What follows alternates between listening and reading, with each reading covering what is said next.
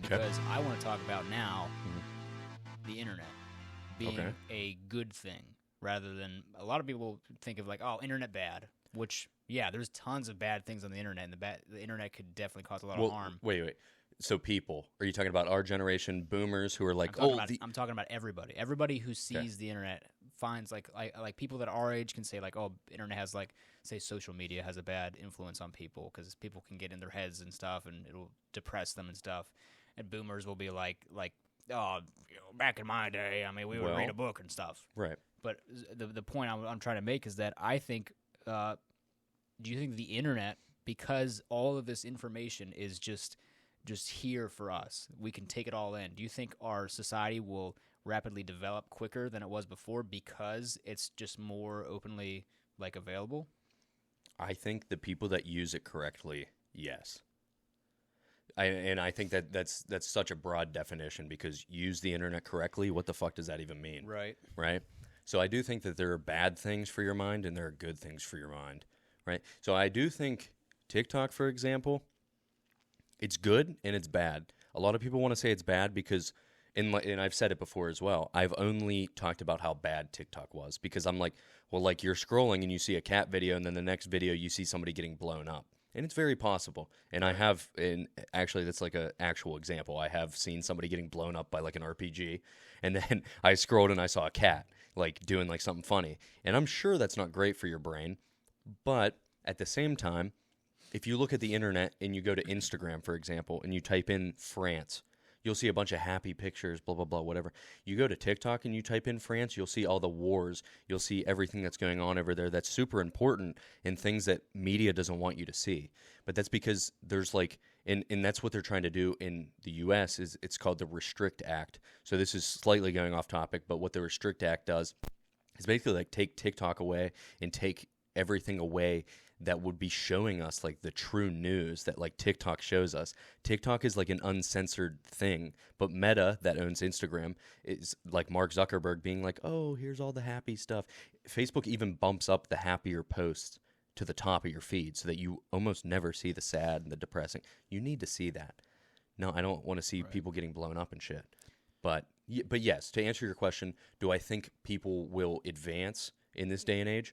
Only if you use it correctly. Like if you view it from like a third party point of view, kind of like you don't like, oh my God, I hope like what's happening in France doesn't happen to me. And then you ruminate on those type of ideas, probably terrible for you.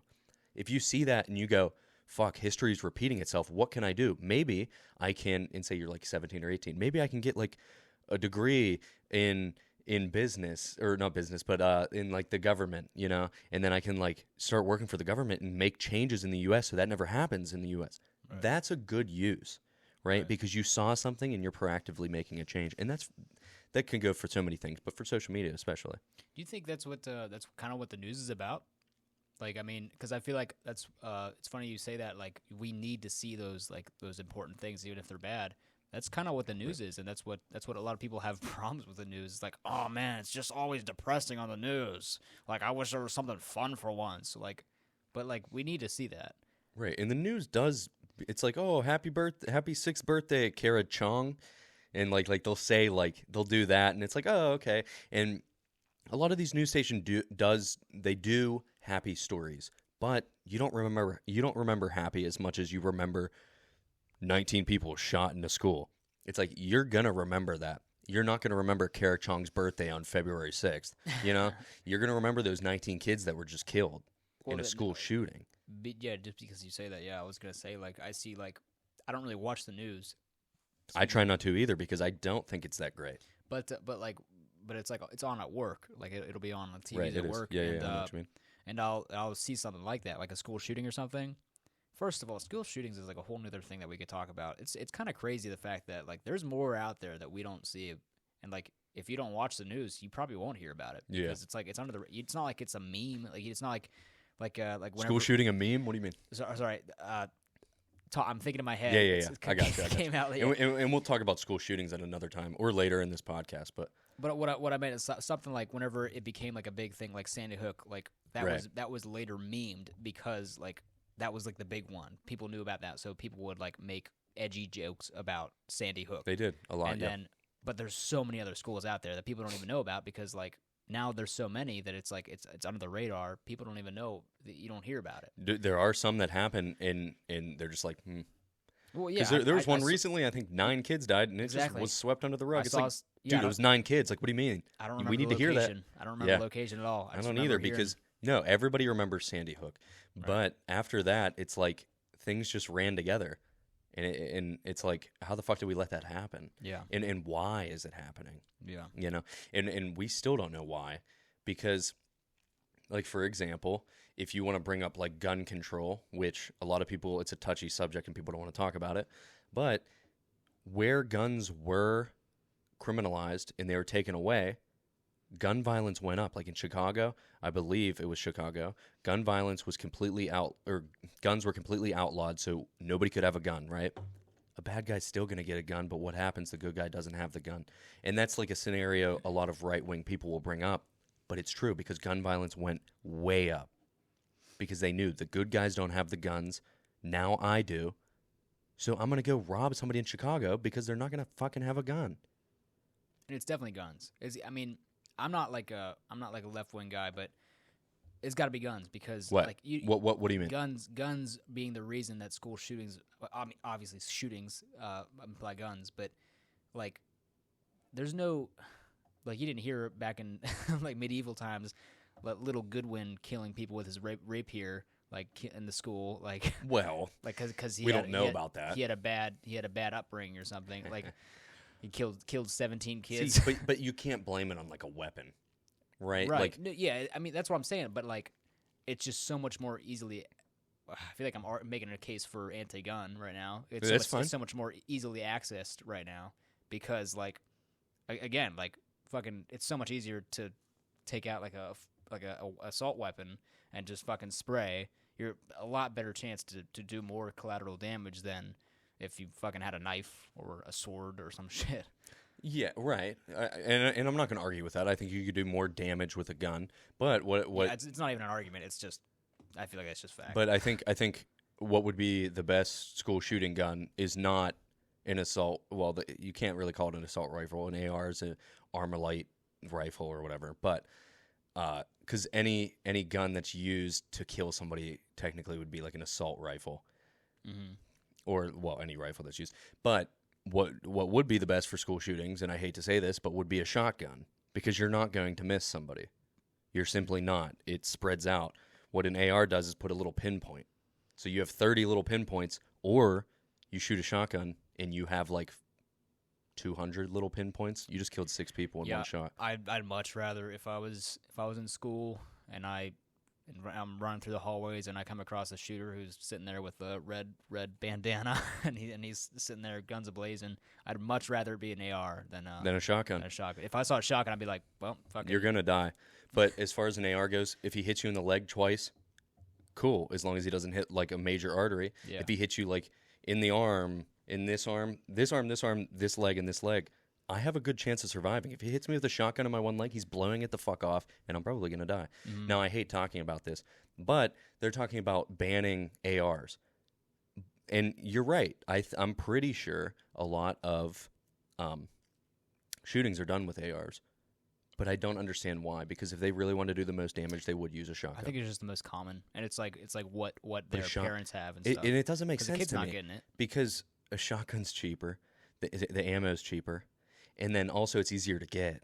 I think it's just the fun of like shooting an AR, like people, because like the kids aren't getting it. It's not like the kids are like, all right, AR is gonna be the best for the job, and they're at the gun store and like, hey, give me this. Like, no, they're getting it from the parents, and the parents have the ARs because Sometimes. ARs are the ones that they want to shoot down the range and stuff. I'm not saying that parents don't have shotguns, but it just makes the most sense for them. Like that's probably the most common that they have. Like I don't know the statistics, but I'm willing to bet if we looked at statistics, anything long range, mid range, long range is something people would have more often than a shotgun. Right. I feel like a shotgun is like that's a self-defense thing. That's something people have hidden under the pillow, hidden like under the like cabinet. I would hope they don't have a shotgun under their pillow. I've never actually understood that. Like when people say like, "Oh, I got the pistol hidden under the pillow," like why? Like, That's kind of dumb too. I feel like I would like shoot myself dude, in my I'd be sleep or some I shit. wouldn't be able to sleep. I know. I mean, you'd be like laying on a pistol. It's like, yeah, no, not the best idea. Like the pillow just kind of like somehow folds into the trigger and like somehow. Your own pillow kills you. It's super unbelievable, but it's still like I don't know. I wouldn't want to do that. But yeah, some people do. I figured in this topic we were gonna get way off topic of what we were talking about. The school shooting. Yeah. What did we? I hate talking about sorry, school the shootings internet. because the they're internet. crazy. And I think but another thing is wrapping that all into the internet. I'm sure they learn a lot of this shit on the internet. A lot of people, well, a lot of like those shooters' manifestos are like, it's like, yeah, I got like a lot of inspiration from this person, or I got inspiration from, and it's like, what? It's the kind of fuck? like the case for the serial killers and stuff. People. That's why we don't name serial killers anymore because we Right. don't. I said that really weird. No, because we don't want to give them notoriety. Of course, Yeah. same thing with school shooters. Yeah, a lot of news networks stopped naming them. They're like, we don't name them on this show, but Right. they do still usually put up like a picture. This is what they look like.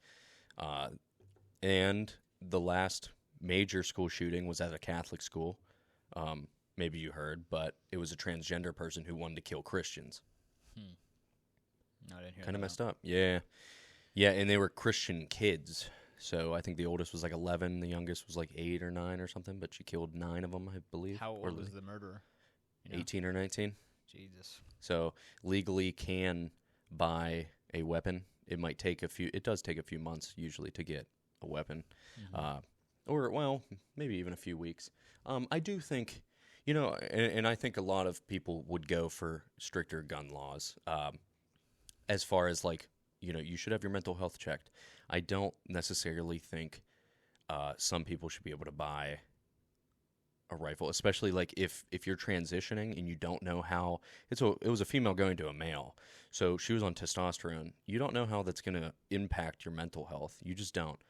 A female should not be taking testosterone, in my opinion, because it's not natural to the body. But if that's her choice, that's great. She should not have been able to buy a weapon. If she didn't buy the weapon, which she might not have, she should have been probably under closer surveillance. I know a lot of transgender people see psychiatrists and they also see doctors almost weekly because you might feel that way, but it's very risky. Like, I know that they go every single week to the doctor because they're getting, and maybe they do it at home, but they're getting injections once a week of testosterone. Okay, but you have to like understand, like, you're still producing like estrogen, so then you're on estrogen blockers, so everything that's going on in your body it's just wreaking havoc on your body. So like maybe half the shit in her mind wasn't right, and if she would have still been, not using testosterone, she wouldn't have done it. I don't know. But like it's scary to think about that we're becoming like closer to a world where that's socially acceptable, where, and it is something I do want to talk about, is men's mental health versus this, is because if I go to the doctor and I'm like, hey, can I get my testosterone checked? A doctor would be like, more than likely they'd say okay, but then they're like, do you really need to? Like, you're 20, I'm 24, you're 24, like, your test is probably fine. And it's like, but like, I've been feeling tired, I don't want to do anything. I felt more anxious lately. It's like, no, it's probably like just this or something. Maybe you just need anxiety medication or something. It's like, why would they defer away from it? A lot of doctors do defer away from testing men's testosterone, What's especially their until benefit? there isn't a benefit necessarily.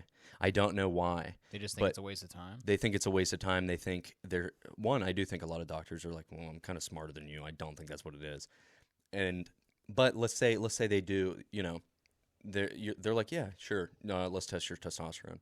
Your testosterone's reading 120 nanograms per deciliter, which might not mean anything but to you until I described that it's between 250 and 800 is a pretty normal range, right? Okay. So if you're reading like 190, you're pretty low. Like 200, 250, you should be like 250 to 800.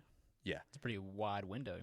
It is. And it depends on age, right? So testosterone naturally decreases as you age. But what you need to do is continue to work out, eat, certain meats, proteins, all that. But it's a discussion for a different day. But say like I'm really low, I go back to my doctor and they're like, yeah, you seems fine. You're not like below 50 or anything like some of these guys. And it's like, dude, I'm well below the normal level. Like, Right. I think I should get. What I'm saying is, I think it's harder as a male to get testosterone than it is a female, Mm. which I think is fucked up, first of all. But second of all, I think it really hurts men's mental health because that brings us on with depression, anxiety, sleeplessness. There's so many fucking things that low testosterone brings on that a lot of men just don't know and don't recognize. You think it's like And doctors don't acknowledge. right? Do you think you could like as a patient?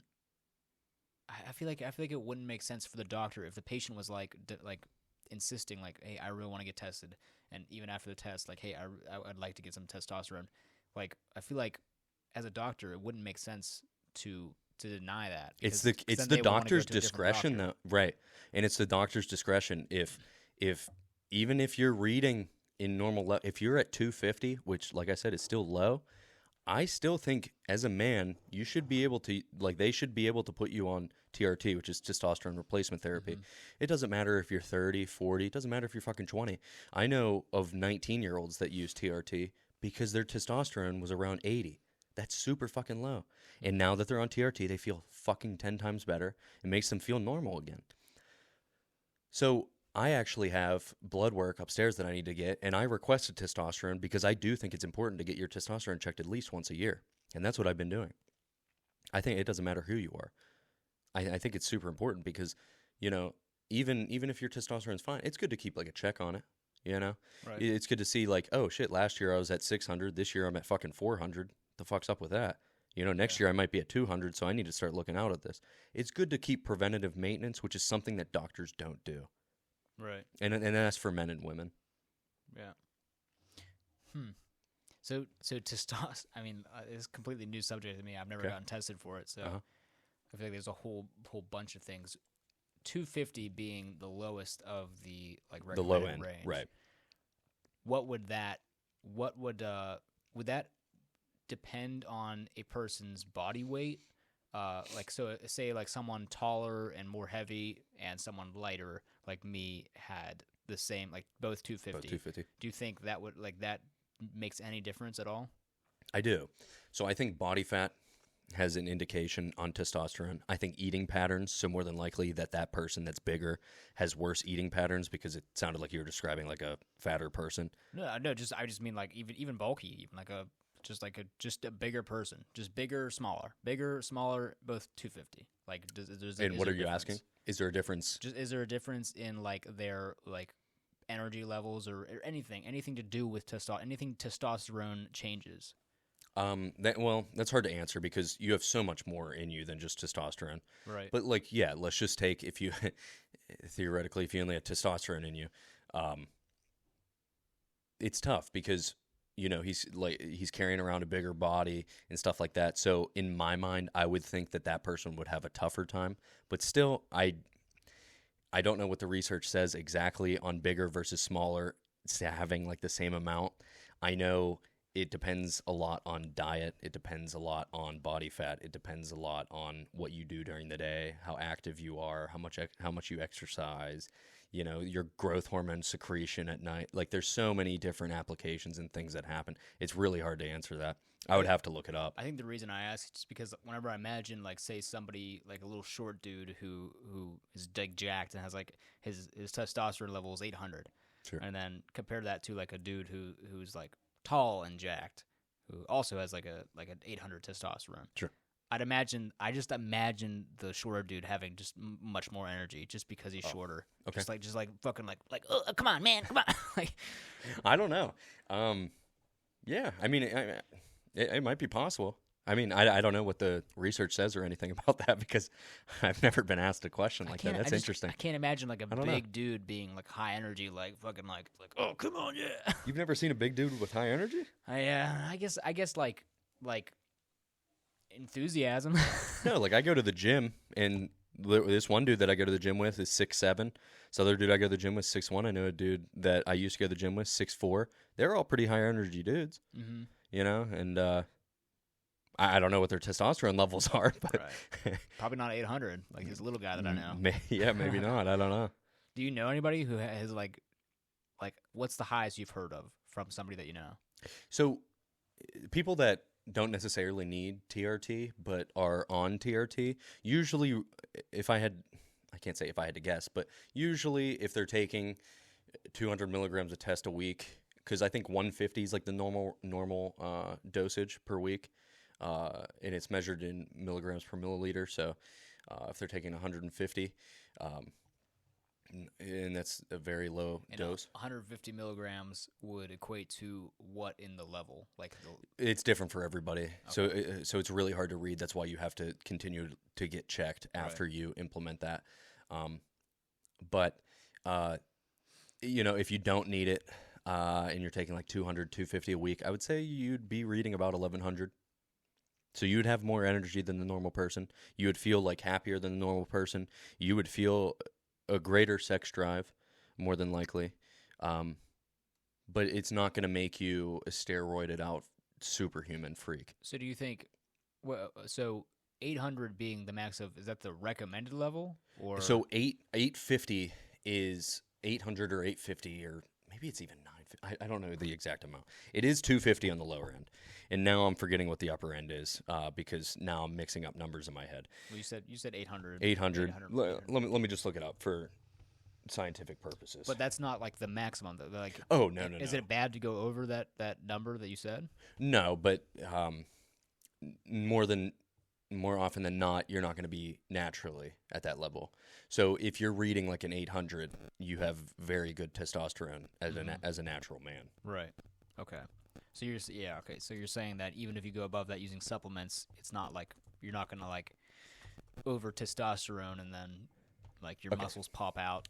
So normal measurements for these males, this is something, so 300 to 1,000 is what it looks like right now.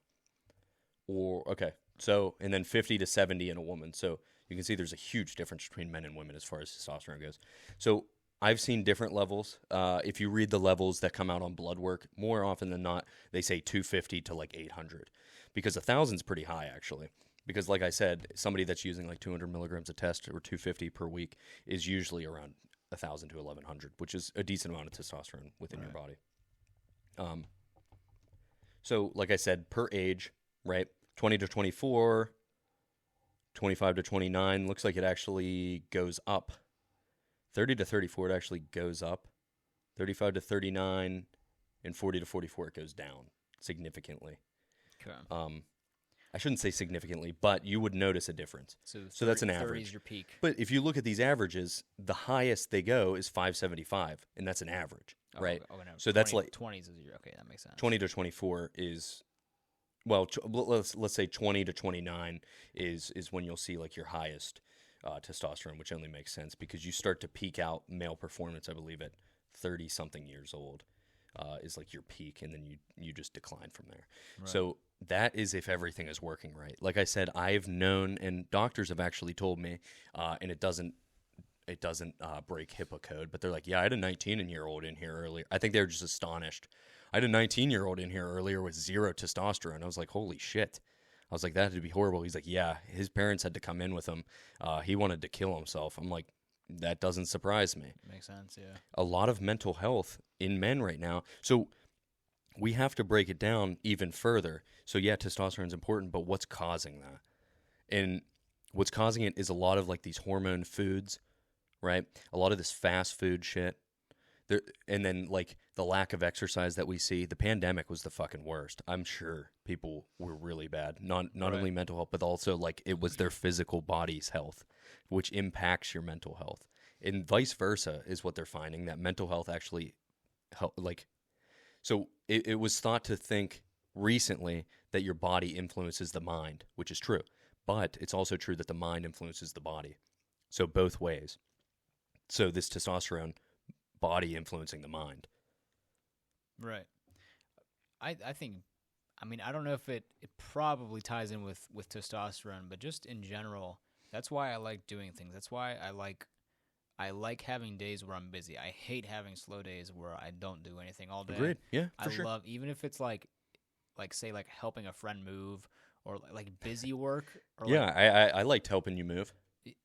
I mean, I didn't do much, but the two things that you carried, yeah. 2 or 3. Hey, I sliced my hand completely open that day. No, it's not your fault. That was I didn't fucked. Have anything. But just like stuff like I don't know, like someone's like, I don't know, you want to go for a hike, and you're like, oh, fuck it, yeah, I'm not doing anything. Like, just like, I want to do stuff. I want to go out. I want to do things, anything physical, because I always feel so much better at the end of the day, during the day, like, than if I was to sit in my desk all day. Like, Well, there's a huge thing behind that because we are made to move. Right. And I think we're in a culture right now that is like made to not move as much. And I don't know if that's just like people trying to gain money. I don't know if it's like for entertainment purposes or what. But like Probably. it's almost like if I can't gain money on it, if you go on a hike in the woods, guess how much money I'm making off you? No, I'm not making anything. But if I get you to watch Netflix, at least I'm making money on you because you have a subscription. Yeah. Now, you could still have a subscription on Netflix and fucking go for a hike in the woods, but Right. then you're not visiting this restaurant. As Then you're not, frequently. yeah. So they're losing money on that. So in my mind, there's something behind something to almost everything.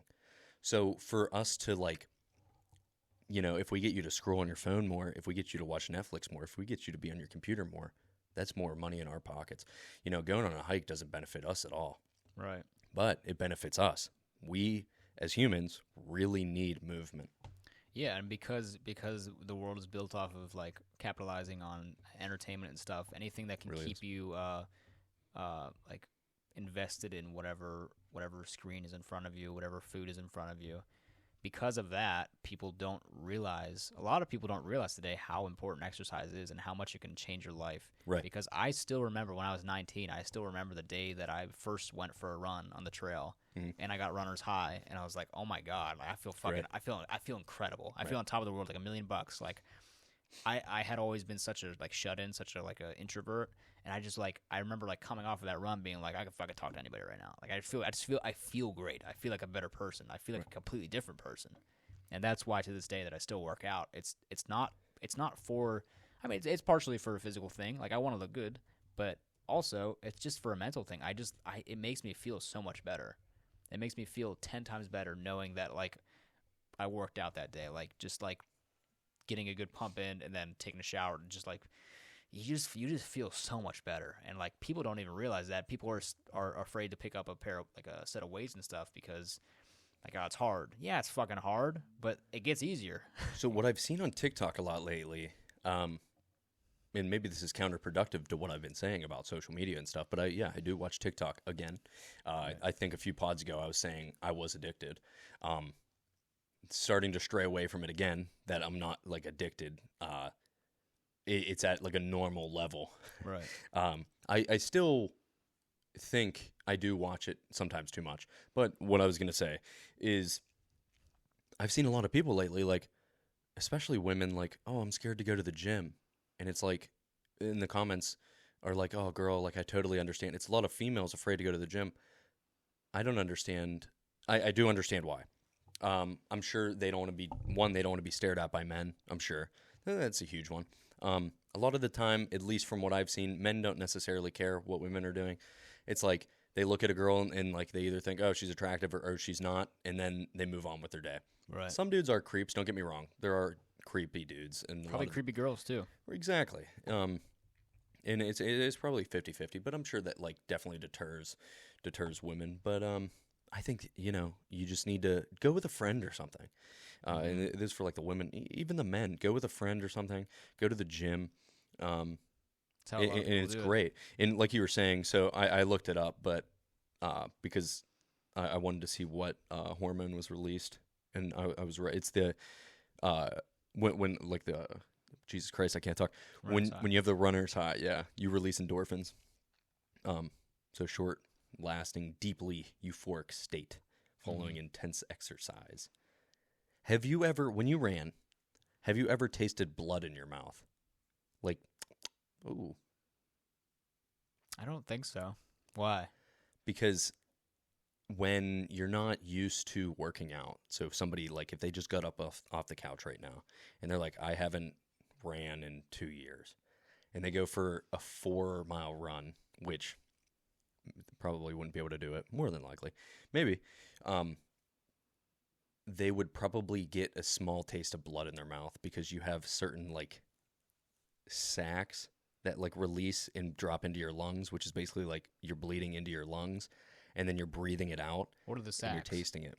It's, what are those called? I don't know. Here. Tide Pods. Yeah. Little gel. No, I've never heard of that. That's weird. I mean, maybe I did, and I just didn't notice, or I just don't remember. I don't recall, but not that I remember. I feel like I would have remembered that if I. Is it like a strong taste? Taste blood in the back of your throat. Those are your red blood cells popping. When you push yourself past threshold, your red blood cells are being taxed and released some heme or iron, and that's why it tastes like metal. So it's not bad for you. But that's why I was wondering if it ever happened to you, because I'm sure like that would scare people. Like, why the fuck am I tasting blood? I'm never running again. Or now the biggest thing for me to overcome that happened to me was just like the physical strain, like the soreness, and like you get sore and you're like, well, fuck, well now I can't run tomorrow because like I'm so sore, and it's like that always held me back. I remember like because I had always like on and off like tried to work out like when I was a young adult. But it wasn't until I was 19 that I started to like research. I actually did my research and realized soreness was a good thing. That it meant your muscles were building. But I didn't understand that. I think that's what turns a lot of people away because they'll go to the gym or even just do like a home workout, like lifting, like doing some bicep curls with some dumbbells that they have handy, and the next day their biceps will be sore and they're like, oh, I can't do it again. They have to realize when you work out, you're breaking down your muscles. Right. And then when you eat and when you sleep, you're repairing it. Right. So the more you eat, now to an extent, you can't be eating 60,000 calories a day and be like, why am I still sore? Yeah. And sleeping are super important to build that back up. But you are breaking down your muscle. Yep. So a lot of people, somebody asked me in the gym the other day, hey, if I train arms for the next 90 days in a row, like, do you think my arms will get huge? No, I don't. No. I think you're going to constantly break down your arms to a point where you get something that is called DOMS. Will they even get smaller, even? And what DOMS is muscle stiffness, tenderness, and reduced mobility you encounter after exercising. The pain can vary from mild to severe, loss of strength, and even some swelling, depending on the number of factors and how you work it. So with DOMS, from my understanding, it happens a lot, it seems like, in the biceps, because this first thing that people usually ask is, how long does biceps DOMS last? Between 3 to 5 days. But some people even go to the hospital because their muscle is like literally like torn to an extent that it won't repair itself. So if you're lifting the same muscle group every day for 90 days, then yeah, and it'll continue to break down. And it is possible that, you will, I don't want to say permanently hurt yourself, but it's definitely possible, and you won't be gaining as much. Right. So yeah, like you said, yeah, you could definitely hurt yourself, and they could possibly get smaller. Yeah. Yeah. Well, that's the problem I had whenever 3 years ago, I was like I was doing like calisthenic stuff.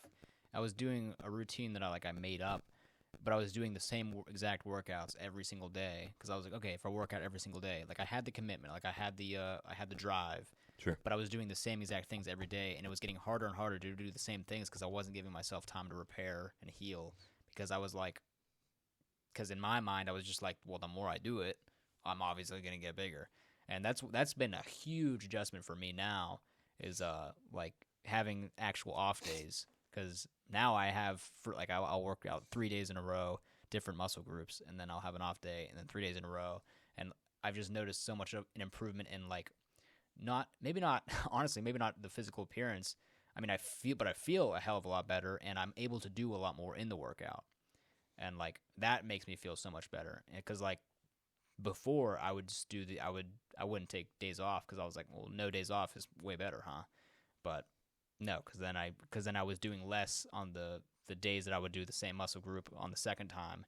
I fucking wouldn't be able to do as many curls or kickbacks or whatever.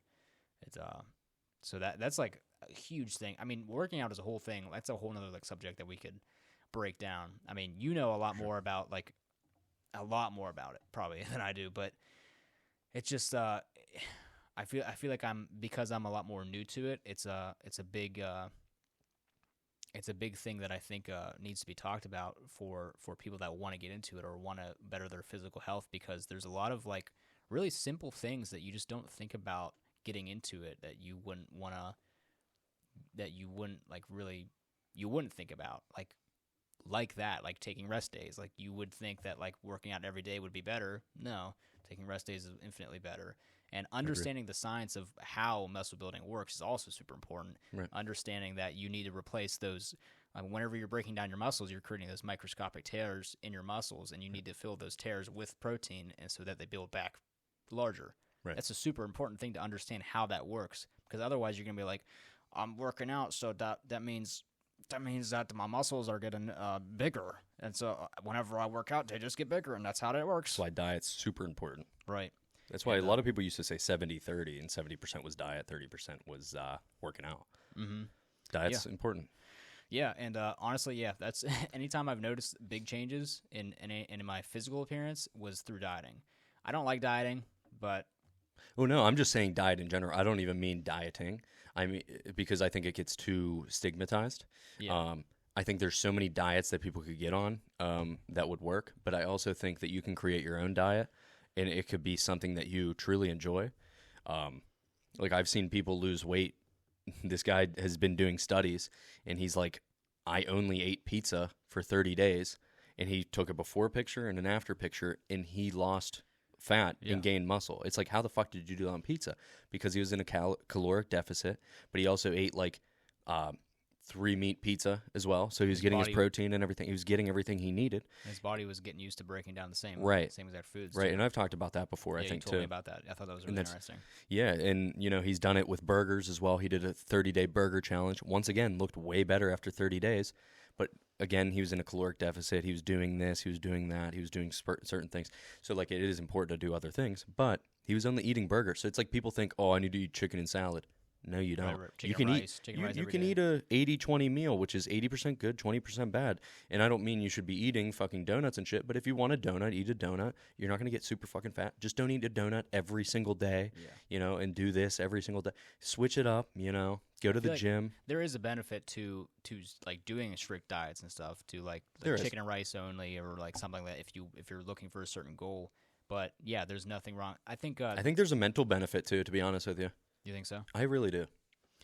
Well, especially to working out, because you said, oh, there's a physical benefit. I do want to mention there is a huge mental benefit to working out, and I'm sure you've noticed that too. Well, that's what I was saying earlier. That's why I work out. It was mainly for mental. Like that's why I started running. Right? Yeah, you said you feel better. Yeah, of course. Yeah. Right. And but there's a channel called Athlete and X on YouTube. I know who that is. Yeah, and what's the guy that runs it name? The dude Jeff something. Jeff. I can't remember the exact word. He's a dickhead, by the way. But go on. Oh, really?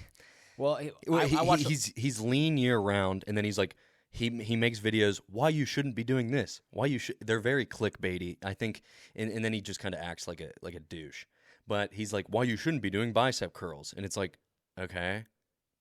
And then he does bicep curls. Yeah. One video he'll be doing bicep curls. Like, yeah. No, I get it. But he does have a really good way of explaining things. And I think one of the things he said, that I can't remember exactly like verbatim what he said about dieting and stuff. But he said he doesn't call it dieting. He calls it something else, because he doesn't believe that like dieting is important, because you can, as long as you're getting the right amount of things that you need, carbs, protein, for your goals, it doesn't matter what you eat. You don't have to hold yourself to, okay, I'm gonna have this is my salad for breakfast, and now I gotta have a chicken breast with rice, and now I have to have a brick with salami on top. Yeah, and like just the way he said the brick with salami is fucking underrated. But go on. It's a good diet plan if you want to bulk, but yeah, no, I mean it's crazy. It's crazy how how big dieting, like people put dieting into like this like big thing, like it's this the box main that's like super hard, or this box that's super hard to maintain and super hard to achieve. Yeah, and also not fun. Fucking, I don't know. Some people like it. Like I know, like Caleb eats chicken and rice, I think, every day, and he loves it. He likes chicken and rice. He's like, I like the taste of it, but like I don't know, makes me feel good. Great. I fucking hate eating the same thing. I cannot eat the same thing every single day. I just can't do it. I fucking hate it. I get so tired of it. And like whenever I do it, whenever I try it for a little bit, as soon as I try something else, I'm like, oh man, fucking, I love life so much better whenever I eat something else. Like it's just, to me, that's just my personal belief. That's why I don't like diet. I just like make sure I get my protein intake. I make sure I get like enough carbs to like for energy and stuff, and then that's it. So something that I noticed recently is that I was actually eating too many carbs, and I was on purpose for a while because I wanted to gain weight. Right. But then I got to a point where that was a plateau, and I needed to just stay with those carbs to keep as much weight as I put on. And then I was like, fuck, like, excuse me, I want to lose like a little bit of weight or something. So what I did is just cut most of my carbs out, or a decent amount. And what I will say is, since I've cut those carbs out, I didn't cut all carbs or anything, because that would be like a ketogenic diet more than likely, which is almost zero carbs. It's like 0 to 20 grams of carbs, or 0 to 30. It depends who you ask. Or if you do dirty keto, which I think is fucking stupid because it's not a thing. You go like 0 to 50 carbs or something, so they're like, oh, I'm still in ketosis. No, you're fucking not. Ketosis is hard to get. When you eat too many carbs, the ketones in your body are not there. You have to synthetically put them in, basically. It gets way down the line, but we can describe that, talk about it another day. But what I've noticed is I've gotten more energy from eating less carbs. I've gotten more strength from eating less carbs. I've lost weight. I've lost like 6 pounds in the past week of cutting out carbs. And I just feel so much fucking better every day, mentally, physically. But I am on my own diet, right? So I only eat carbs in the morning, and then I think I just eat protein the rest of the day. I think that's it. Right. Yeah, that sounds healthy. Yeah, I mean, I eat protein with carbs, and then I eat just protein the rest of the day. And salad. You said you cut I've been out, incorporating salad. Maybe you were just saying this like I cut out some carbs, not all carbs. Yeah, okay. I was Majority. Thinking maybe for like a temporary amount of time. It's you cut 'em temporary. out. Yeah. Okay. Yeah, it's still ongoing. Just because I've seen, so people, a very controversial person, Jordan Peterson, which maybe I've talked about a million times.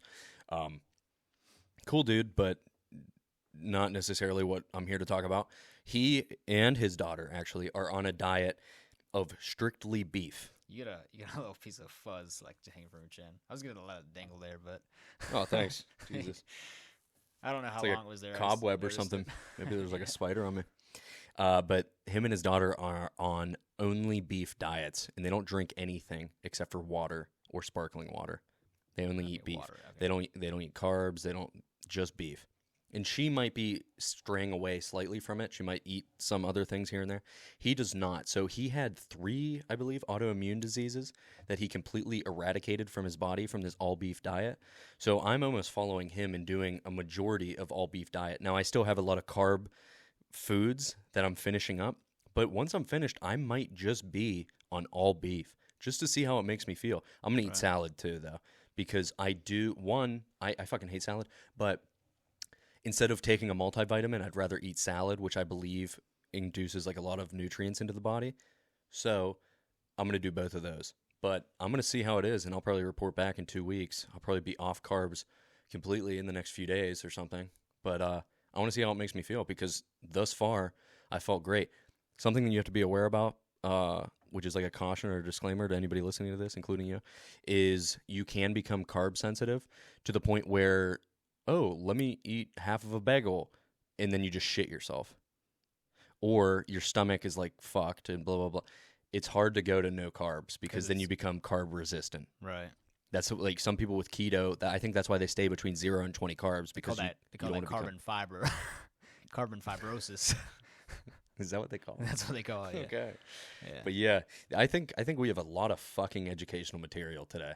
There was not much joking around. Maybe I just had a lot to fucking say. I don't joke around. I don't think I've ever joked around in my life. But yeah. Anyways, I gotta get back to my brick and salami. Yeah, I was gonna say main thing I think I'm gonna incorporate in my diet is brick and salami. I'm still working on the brick. It's been sitting in my freezer for a while. Jesus. I freeze it. Okay.